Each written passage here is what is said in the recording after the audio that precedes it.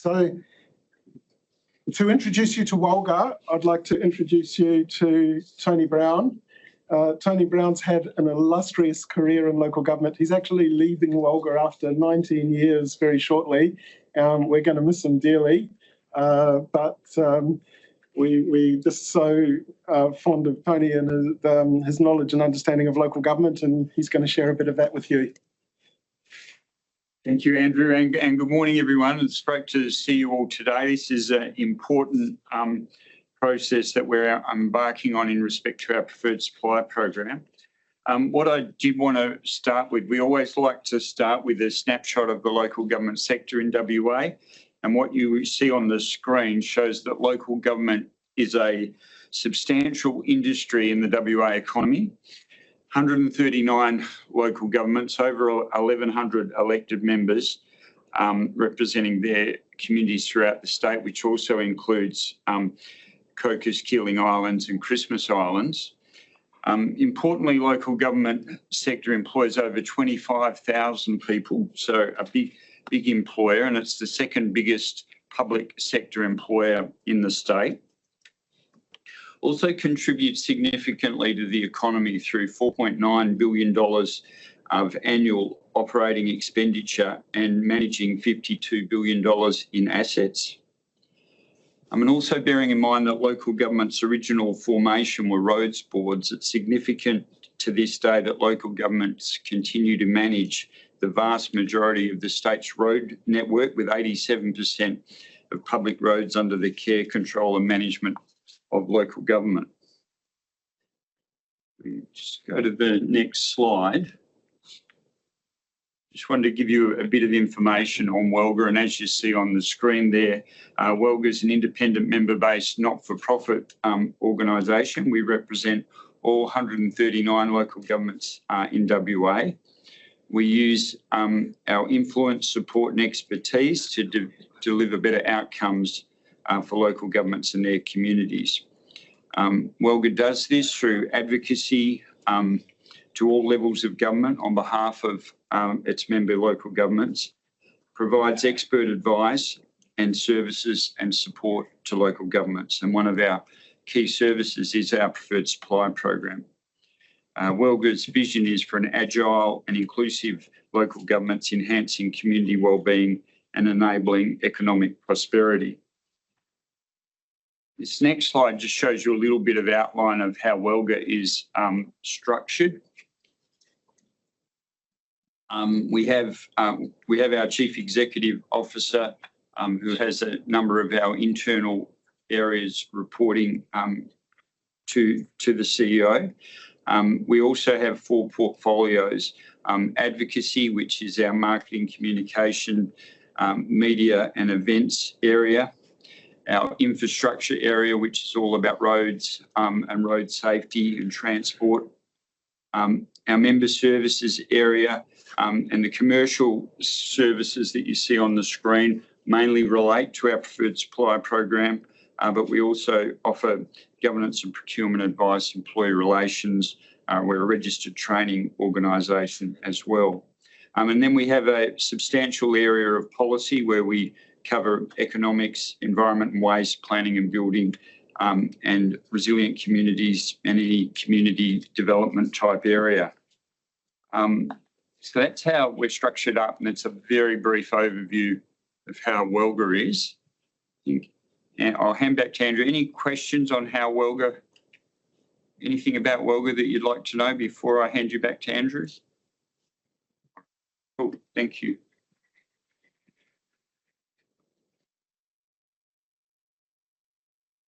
I saw while Tony was speaking online, we had a question: can we share the video? Certainly, following the presentation, we'll be able to email out the link for that and a summary of the slides in the session.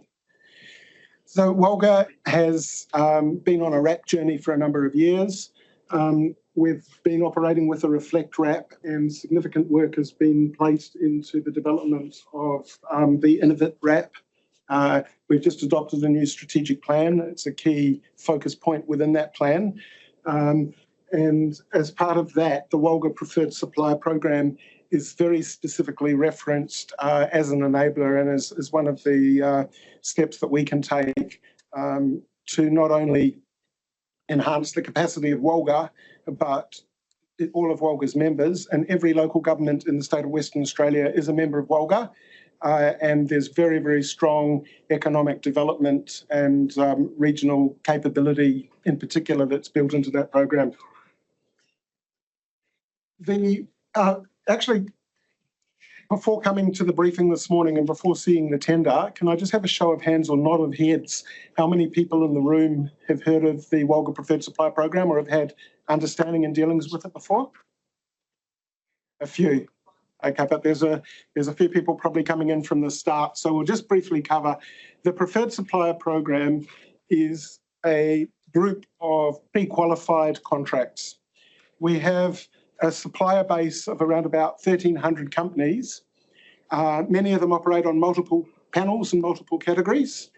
Last financial year, we put over $500 million worth of goods, services and works into the local government under the Preferred Supplier Program. What we'll do today is we'll show you a little bit of the structure of the Preferred Supplier Program. We'll talk about what its benefits are. The business model from our end is very simple. It's got to be a win-win-win. A win for the WALGA members who are local governments buying, and we help them streamline and expedite their procurement. A win for WALGA in terms of helping us reach members with valuable products and services, and a win for industry because companies across Western Australia who want to do business with local government have an opportunity to be able to take the value of the Preferred Supplier Program, and we'll run through a bit of that in a moment. And WALGA, as a not-for-profit body, we're an industry-based association, so we drive the commercial activity through the program in a business-to-business manner, but we're not there to make profits. We're there to enhance capacity. So we cover the cost of operating the program, and any marginal returns that sit over that are reinvested by WALGA for the benefit of local government and for the benefit of the community. So there are many, many benefits, but I thought we'd just focus on the key ones. First of all, in the Local Government Act and its regulations, there's a tender exemption. So normally as a public service level of government, local government would have to run a fully fledged local public tender. And the mechanics of that, and there are dynamics in the market where it's perfectly suited to running tenders, but some of the time the means don't justify the ends. The time it takes to get through the process, the cost it takes to get through the process can be quite significant. So what we do is we pre-qualify, and we do that once, we do that well, we do that up front, and we centralise all the elements of due diligence. So local government don't need to duplicate that. They rely on WALGA's pre-qualification, and by the time local government get to it, they're just seeking quotations. This is what we want, how much does it cost? This is what we need to buy, what can you offer?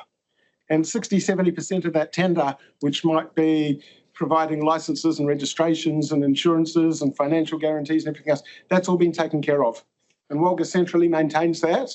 And we do have to run a tender process to be able to satisfy the requirements of the legislation, but that gets done once, and once it's done, everybody can get on with the job. So a huge benefit of preferred supply is being able to benefit from a tender exemption. Secondly, there's an administrative efficiency.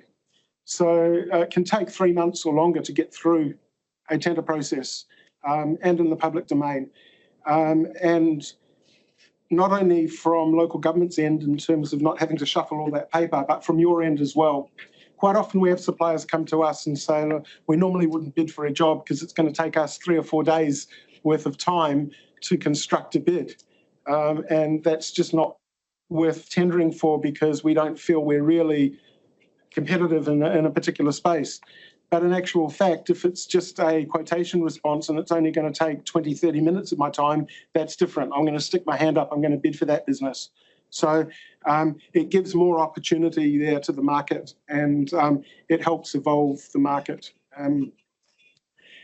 The third benefit is the contract IP. So WALGA's invested very heavily in legal documents that are conditions, and they all form part of the pre-qualification. And those conditions provide protection at both ends of the market. Too often we find local governments rushing through their procurement and nothing goes wrong until there's a dispute. But if there's no terms and conditions that sit behind a contract and don't define that contract, there's risks. And from a supplier's point of view to local government, if you know those risks are covered contractually, it really helps if not only avoid disputes, but if things don't go to plan, define how the contracts work.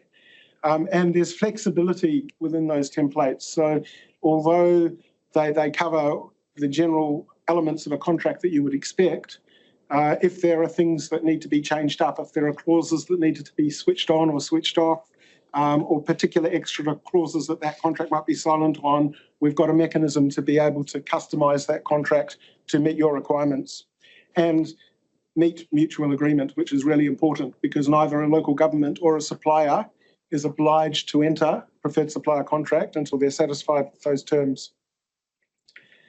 The procurement governance is very significant for us as well.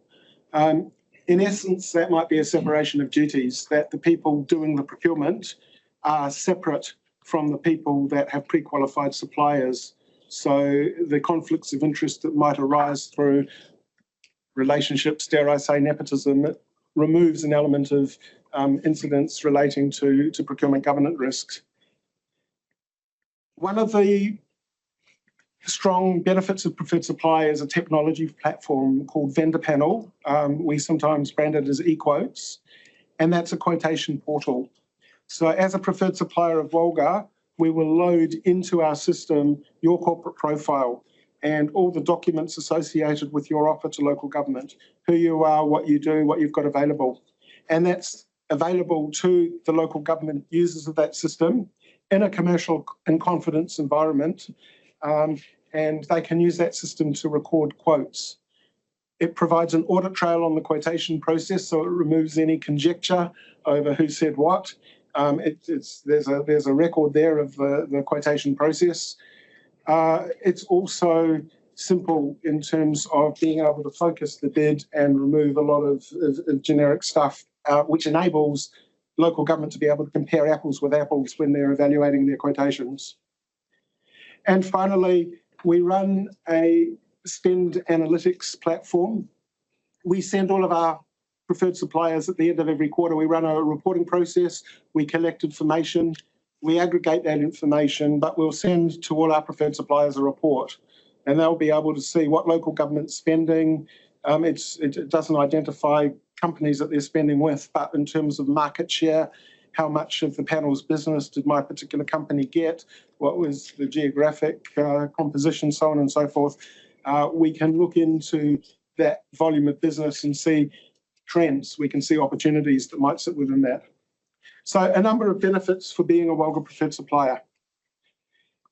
It's important to emphasise that when we have a preferred supplier contract, we do engage with local government and we do promote preferred supply, but as a medium. So we'll go to local governments and we'll explain that there are panels. We'll explain that what's available through those panels and why the panels are a good opportunity to do business. I just wanted to make one point, and that is quite often the WALGA preferred supply arrangements get compared to the state government CUAs, the common use arrangements. In terms of intent of aggregating and centralising procurement, there are a number of similarities, but in state government agencies, often the CUAs are mandated. They have to be used, whether people in state government departments want to use them or not. Local governments don't have that dynamic, so what it means is they can use the state government CUAs, they can use the WALGA preferred supply agreements, or they can do their own procurement. And that dynamic to us actually is important to us, not only in terms of extending choice, but in terms of providing inherent value within our program. Because if we don't have good value within the contracts that we put in front of local government, and there's no reason for local government to use them, they're not going to be using them. And it's really, really important that we do drive that value proposition, because local governments don't have to use WALGA, they choose to use WALGA. And when we put that $500 million worth of business through our contracts, it's because the contracts are dynamic and they're subject to the competitive tension that sits around it. The quotation system that we operate and the team of contract managers that we have help make this business work. We drive those contracts each and every day. WALGA has a member engagement program where we visit each of our members once or twice a year. We spend an inordinate amount of time driving around the state from one end to the other. And we're in the metropolitan area, we're on local government's doorstep. And what we do is we meet with the people. There's 24,000 people that work inside local government in Western Australia, and a large number of those roles will touch buying, either in a centralised or in a decentralised structure. And a lot of specialist activity within that, and we'll talk about that in just a moment. But making sure that we represent preferred supplier activity to local government and we engage with members, and through our contract managers engage with suppliers, we become a facilitator and we become a conduit. And that's also adding value to understanding the business. We help our suppliers understand local government and how local government works and what the restrictions, inhibitors, and what the opportunities are within local government. And we also help local government understand the market and what's emerging within the market, where there's innovation, where there's new opportunity. The market's changing all the time. We try and stay contemporary to the market. What WALGA doesn't do. So being a preferred supplier allows you to represent yourself to local government. We have to be very careful to make sure that local governments and our suppliers understand we're not a marketing agency, we're not a sales agency, so we don't directly sell anything from the suppliers. We give you the opportunity to provide your messages to the market, but we don't take those messages directly.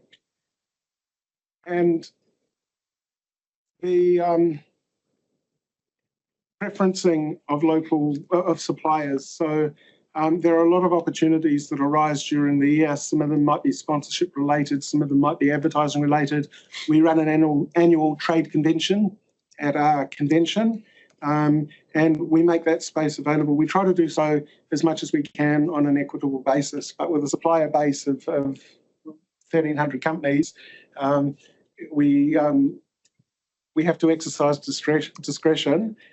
We give you details of who those local governments are. We help you find the people that you need to be talking to, but we let you do the talking. We don't do the talking on your behalf. And also, WALGA itself is not a purchaser. So we don't influence or make the purchasing decisions of local governments. Local governments, they're all autonomous. They've all got their own purchasing policies and they all vary slightly. So we will support local government's procurement, but we will not do local government's procurement. We will help you access local government, but we won't buy on their behalf. Andrew, Yep. if I can just make a point, a number of preferred suppliers think once they get on the preferred supplier panel that the business will just come to you. It won't. You still need to market to the local governments of your business and what you can provide. Once you're on the panel, it gives you the opportunity where local governments can purchase off you without going to tender, but you still need to market to them. Absolutely. And local government, we mentioned at the start, it's a big economy and it's a growing economy. So local government's touching $4.8 billion this year worth of activity that's an economy in its own right. A lot of that spend is labour, but the direct expend on consumables, goods, services and works is well over $2 billion. Interestingly enough, on a rough calculation, it's not overly scientific, but it works out to be about 0.8% of state GDP. So translating that, 80 cents of every $100 that gets spent in the state of Western Australia gets spent by local government. Give or take, it's a significant market, it's a significant industry. And because of that, and because it's a level of government, it's under public scrutiny, and the procurement and the supply arrangements that local government have to be beyond reproach to satisfy that. We're going to drill now into the structure of the program.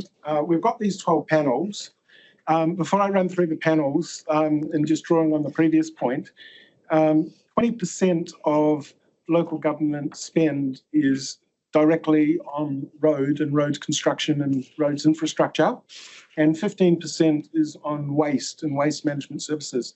Put that together, that's more than 1/3 of local government spend in those two areas. And as Tony said, local government grew originally out of roads boards. Waste management is an integral function of local government, so it's of no surprise that 1/3 of local government sits in those two areas. But as you'll see from our 12 panels, local government is so much more. And in the professional services space, in the community space, there is such a diverse spend, and the Preferred Supplier Program aims to capture that all. We have 164 categories of supply under the 12 panels, and every year we're building new areas, new categories, and that's driven by our members' demand. I apologise if the font is a little too small to read, but we will be sending this out, so you'll be able to look through it, and there are links in the tender documentation to this information. Every one of these categories has a document that sits behind it called Scope of Services, and it'll drill into the headline, and it will cover what is included within that category, what is excluded within that category, what the minimum requirements are for pre-qualification, and also the types of services that local governments may buy when they're accessing the contracts. So I'm not going to read through 160 line items. I'm going to summarise very quickly each of the panels. The first one is for ICT, and it includes a lot of telecommunications infrastructure, the phone lines, the data centres, the wireless data, all the online presence and the web development, and the consumables and peripherals, IT systems, software, council business and ERP systems, and AV, so on and so forth. So a very significant use of IT contracts under the preferred supply. The second one is engineering, environmental and technical consultancy. And when designing this program, we put a lot of thought into development and infrastructure and the ability in a procurement context to separate design from construct, so that when people are preparing their projects, when people are looking for the engineering services at a preparatory end, those services are available. A lot of it might be geotextile, it might be underground services protection, it might be design, electrical design. There's also a huge element and a focus on sustainability and sustainability services and some of the actions that local government have to take. There's one category I wanted to draw attention to, and that is we have a category called project and operations management. And we find that a lot of activity is being used in this space. Local governments, through their depots, when they're running projects, have superintendents. And particularly in regional areas, the ability to recruit and employ trained engineers to be superintendents, there's a big gap between supply and demand. And a lot of local governments are using outsourced contractors to provide their project and operations management, to provide their superintendents and their oversight of construction activity. And we're on a bit of a crusade at the moment to put more focus into that area of supply. The third panel is professional consultancy services, where we have a number of some of the less technical but more administrative functions. The most recent addition to that panel has been architectural services, where again the design and construct elements of infrastructure are able to be separated out. And we also built a category last year for Aboriginal Heritage Advisory Services. There's been a number of requirements, a number of legislative changes in that space, and enabling local governments to access suitably credentialed companies in that space has been our program. Our community PSP 005 provides events and activations. There's in the community, there's library services, community services, a little bit of health that sits in there as well. So that caters to people under the portfolios of community business. For the bean counters, we have a PSP called Financial and Corporate Services. We have accounting services, taxation services. We do a lot of operating and vehicle leasing and finance leasing through that. There's marketing and anything that would sit inside the administration to help the corporate services of that administration belongs in that panel. Fleet is a huge area of activity and a big drive at the moment. So there's a lot of asset management activity that sits in the fleet space, the refreshing and the renewal of fleet. How that works, there's a lot of trucks, there's all the fleet for the waste, and a big push at the moment on electric vehicles. So that panel covers all of the, if it's got wheels, it belongs in that panel. And if it's big and yellow and shiny, it also belongs in that panel. Waste and energy, we spoke a little about before. WALGA does a major energy project to supply energy. There's a lot of sustainable energy infrastructure, solar generation, battery and storage that sits around that. In the waste space, we have waste and collection services. We also have recycling services.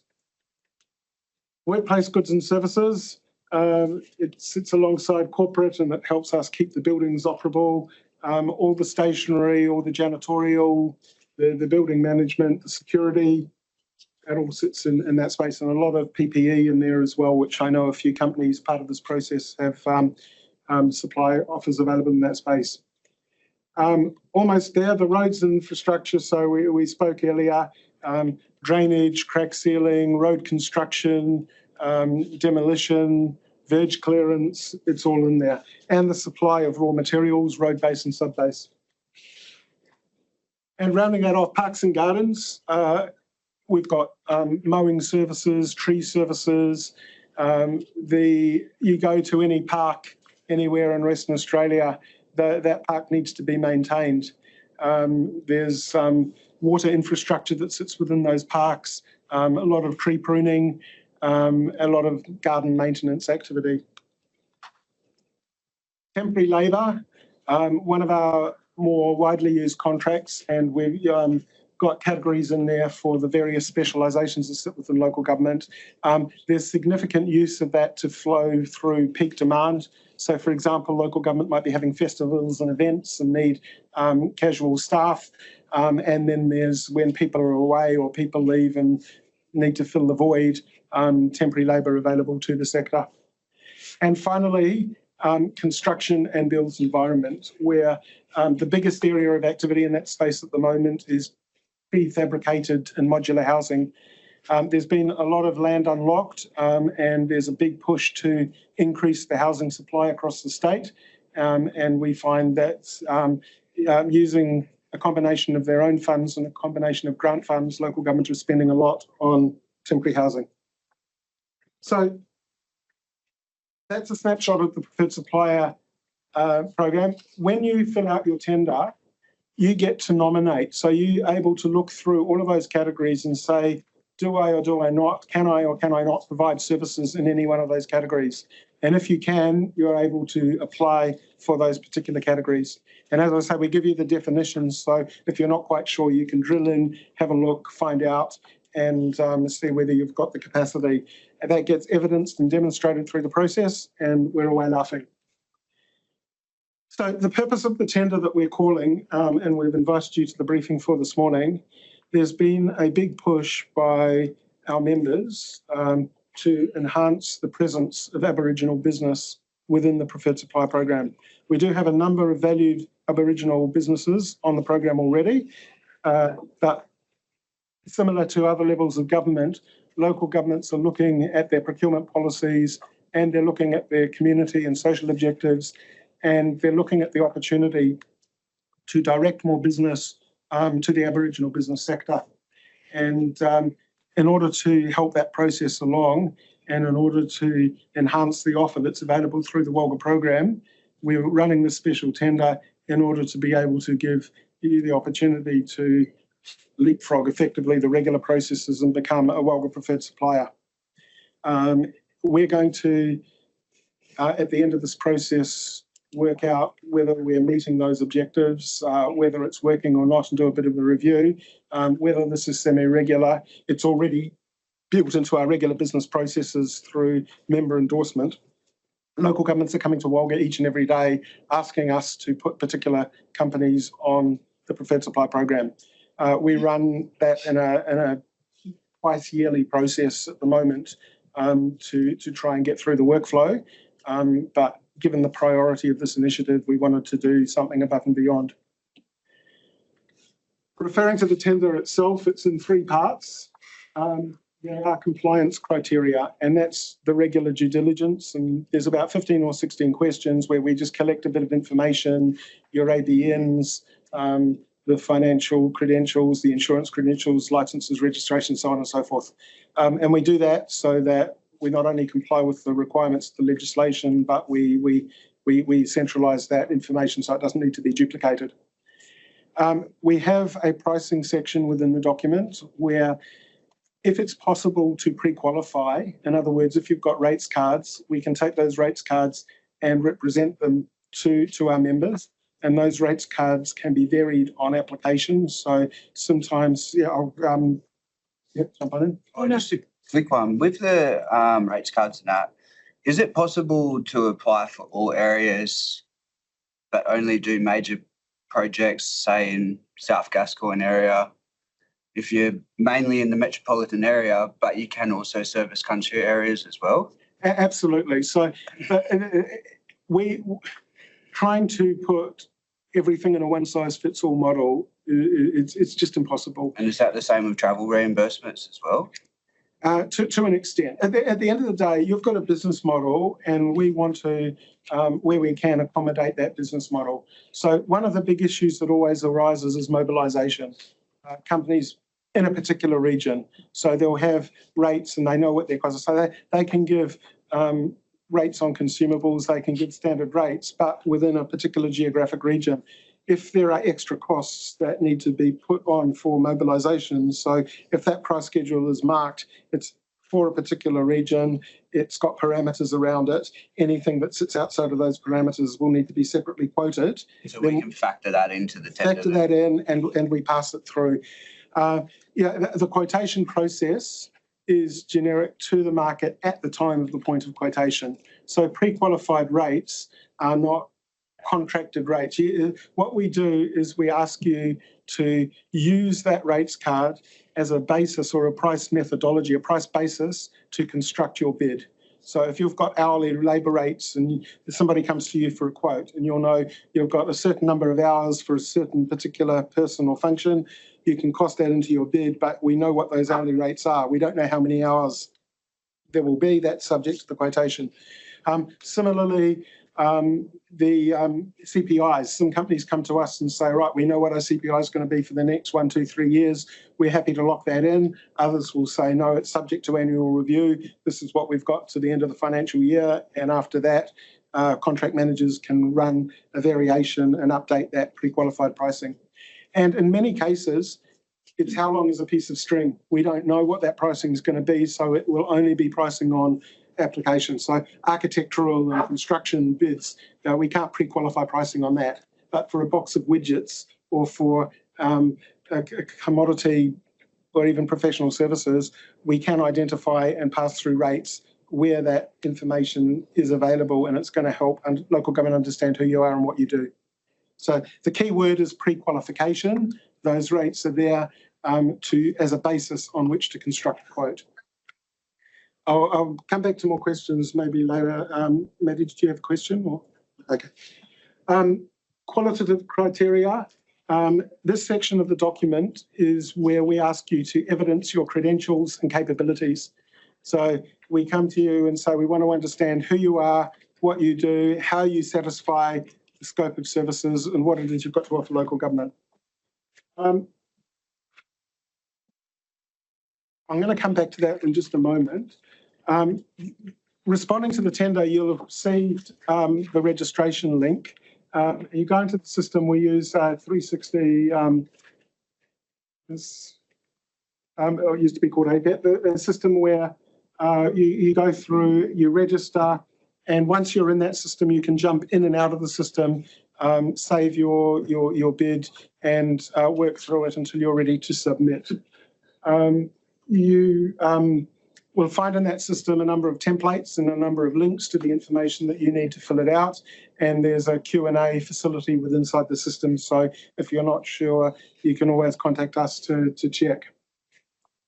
The important elements of the tender, and this is just from experience, but we'll start with the old chestnut, the tender deadline. That's actually regulated in legislation. We have no discretion. So when we put that submissions must be received by a particular day and a particular time, that's an absolute. We can't do extensions, and the system actually cuts people off. So unfortunately, we've had instances where people will set up everything in the system, have it ready to go, but they forget to go submit. And if the deadline passes and you haven't hit submit, it's very frustrating. It's frustrating for everybody, but we're not able to receive a late submission. There are page limits, particularly in those qualitative criteria. So we'll come through to you and we'll say, answer this particular question, and it has to be done within 2 pages or 4 pages. And within those questions, we break them down. So if we're asking a direct question, we ask you please to put information against that question. The way the technology works is that it doesn't allow you to jump into other areas. So sometimes people put refer to another area, I've already answered this, or I've spoken about it somewhere else. The evaluators, and sometimes there'll be multiple evaluators where one evaluator might not see the content of another evaluator. So where you see a question and it says within 1 page, give me this information, please directly address the question and directly adhere to the page limit and keep it to that question.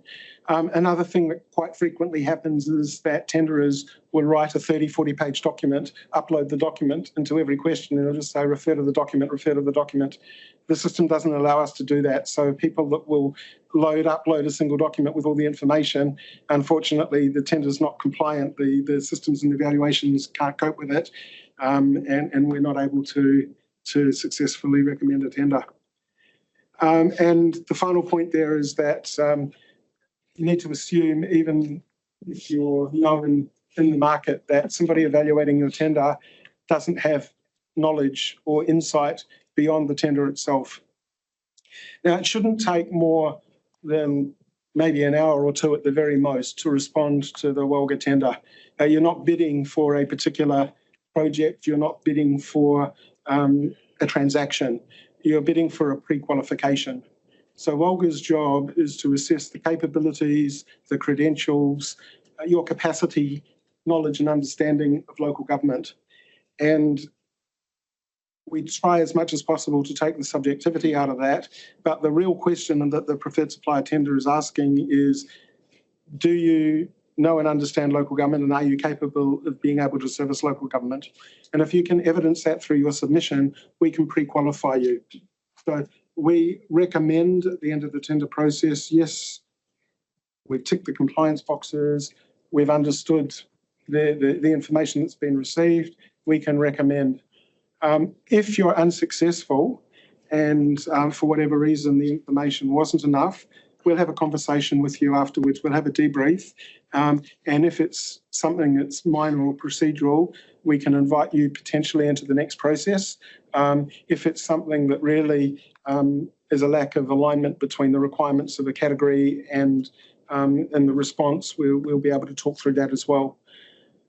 Also, quite often we have suppliers that will qualify for a WALGA contract in a particular category or in a particular panel, and then a year later they'll realise, actually we can do other stuff that we'd missed.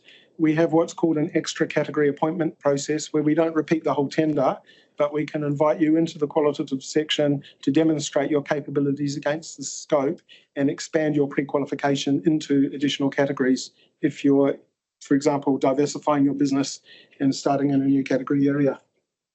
And I'm almost done before we get to questions.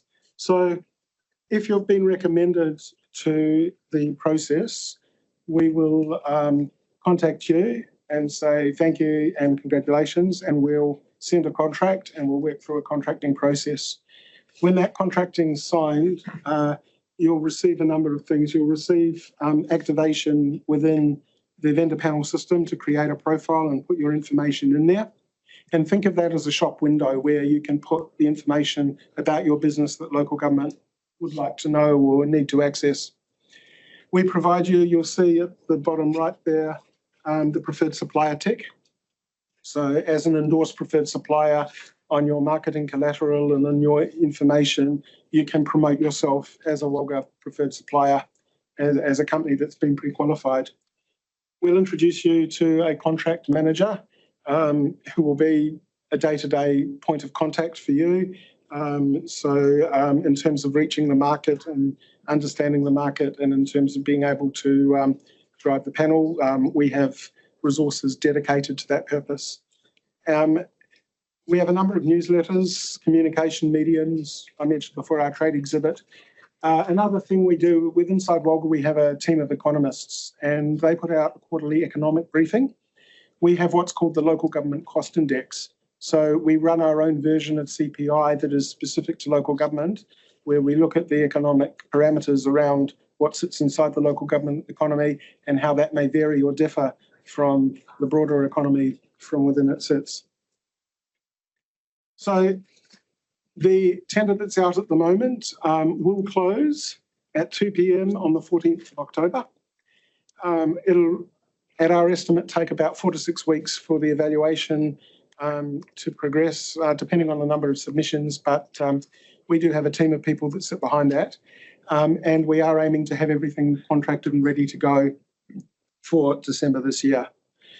There's a huge amount in what I've just said, and if I jumped all over the top, I apologise, but what we'll do now is we'll take any questions, and as I said, we'll remain available after the presentation to answer any further questions that may arise. So any questions from around the room? A couple. So like, start this column to the data PowerPoint.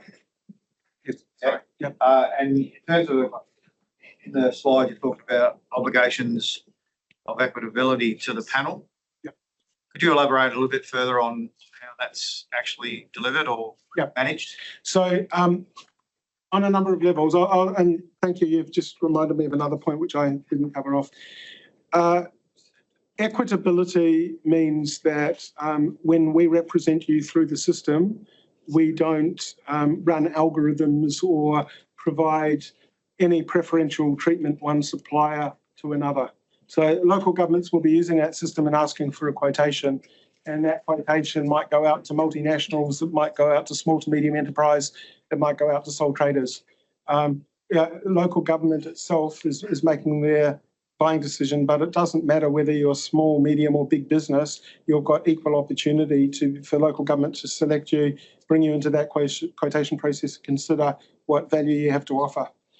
In terms of marketing, so if WALGA has, when we put our trade exhibition out, we'll say, preferred suppliers, would you like to take a booth at our trade exhibit? It's first and best dressed. If someone comes to us and says, I'm bigger or better than someone else and you should give me the booth and knock somebody else out, we won't do that. We'll be equitable to the process that precedes it. And I think just in general terms, access to our contract managers, we've got a supplier base of 1,300 companies. We've got a team of 5 within our business management that do all our contract management. They're very busy people, but they always make time available when it's needed to help things along and to make sure that the program is being used fairly and the program is being used properly.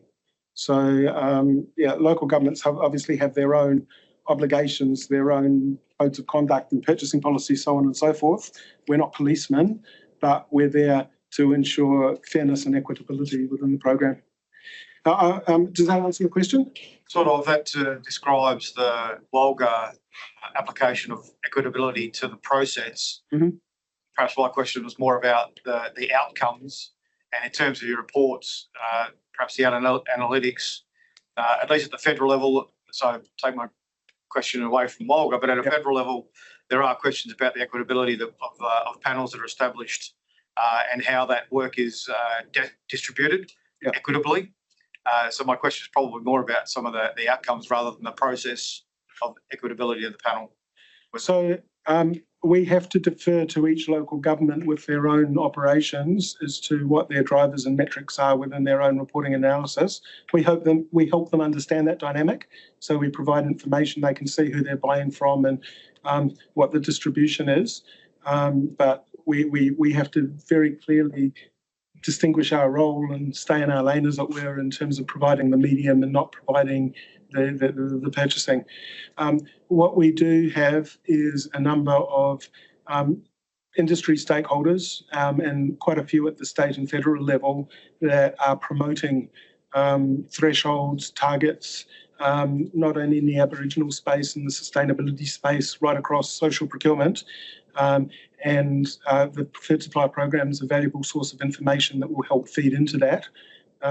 Because we're the messenger, we're not the operator. And also WALGA's not a regulator, so we can't make determinations, we can only follow the law. I wanted to talk about the... At the bottom there. Do you have to provide all services by dot points under a category in the panel? If not, how does the qualification? Okay, excellent question, thank you. So the scope of services will set out what can be done within a particular category. There are many instances where a company can do some of that or a little niche specialist area of that, but not the rest of it. That's fine, because the scope of services isn't you have to do an all or nothing proposition. If you, I'll give you an example. One came up yesterday. Within our organisational services contract, we've got a category for EAP services, which is counselling and advice. So a company might specialise in that, but there are probably another 30 or 40 types of services under organisational services that relate to management consultancy and facilitations, grant applications, so on and so forth. They don't do that. They only provide EAP services. That's fine. You're coming onto the business with your specialisation that does fit within the scope. The local government will come through our system and invite you to make a quotation. When you look at that quotation, if you can't deliver those services, it's not part of your business, it's very easy. You just go click and it's gone. You decline to respond. A field comes up, give us a reason, and the reason might be that's not part of our business, we don't have the capability. Another reason might be we're too busy, we don't have capacity, so on and so forth. But if you receive a quote, you're under no obligation to respond to that quote. You can have a glance. If you want to bid for it, off you go. If you don't want to bid for it, it just goes away. So I hope that answers that question. I wanted to make mention of, come to just a moment, there's a management fee associated with the preferred supplier activity. And that ranges depending on the contract. Most of the contracts sit at 2%, but some of the higher value contracts sit at 1%, 1.5, 0.75. And that's a corporate overhead, and that's a part of turnover, and that's a cost of procurement. So when you're constructing your bids, you have to bear in mind that you have to account for the fact that WALGA quarterly in arrears will ask you to report your business and pay that. Say, for example, if it's 1% or 2%. Now, it's very transparent. It's not a surcharge, so we don't, in fact, we require that it's not allocated or presented as a surcharge, but it is a legitimate corporate overhead. And the way we look at that, particularly from local government's end, is that if they were to be running a tender, the likely impost, the financial cost to that organisation in terms of times and administration would be many, many times more the cost of a percentage management fee. From your point of view, it's a recoverable overhead, and it's not something that eats into a profit margin. It's something that gets built into the cost of the bid. But the purpose of having that in place is to resource the program and allow that program to do what it does, which is deliver the $500,000. And there's more information about that inside the tender itself, and we quite often get questions about it. It's an open book, and we're more than happy to talk about that.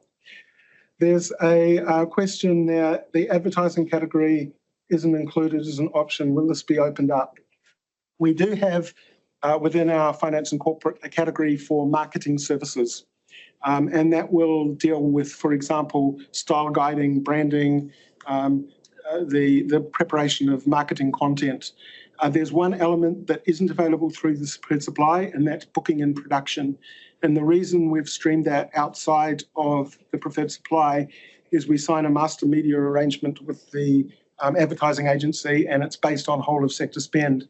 And if we don't channel every local government's bookings for advertising through a single agency, we don't meet the threshold and we can't get the rates that local government enjoys. So that's a pure process of aggregation. So with the only exclusion of booking and production, we have many advertising agencies. In fact, we've got about a dozen that sit on the Preferred Supply Program. They're all active. What they do is they provide their services to local government up to the point where that advertisement needs to be put on television or in the newspaper, and then the booking of that media goes through a master media arrangement. And if I've got too technical there, I can take that offline and happily provide more information about it. And there's a question there. There's a Superintendents Association. Can you confirm the name? They seem to be quite useful in engaging with likely builders in the area. So not my area of expertise. I know there's Consult Australia we deal with a lot. There are a number of industry and peak bodies, Master Builders Association and others. For the superintendents, I don't know offhand, but I can find out and follow up. But yes, it's very important to us, particularly when we're reaching industries as a peak level, to engage and liaise and make sure we're properly representing our requirements to the market. And quite often we've had organisations come to us and help us solve problems, because if it's in the environmental space, we've had one recently with road and verge clearances.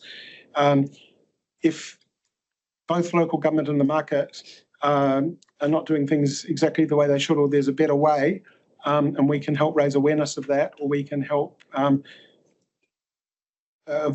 stopping problems occurring, then we're more than happy to talk to those peak bodies and come to common arrangements and ground. I think the phrase that we use is, let's try and put a fence at the top of the cliff and not drive an ambulance to the bottom of the cliff.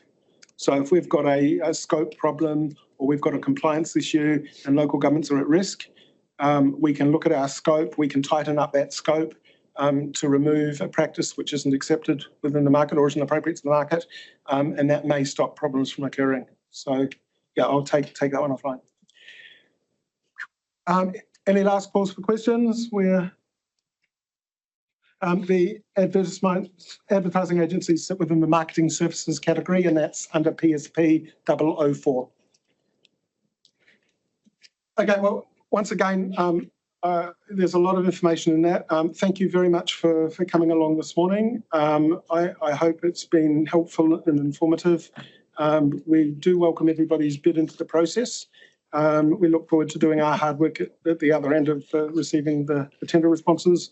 And between now and then, look forward to receiving more questions. Thanks very much.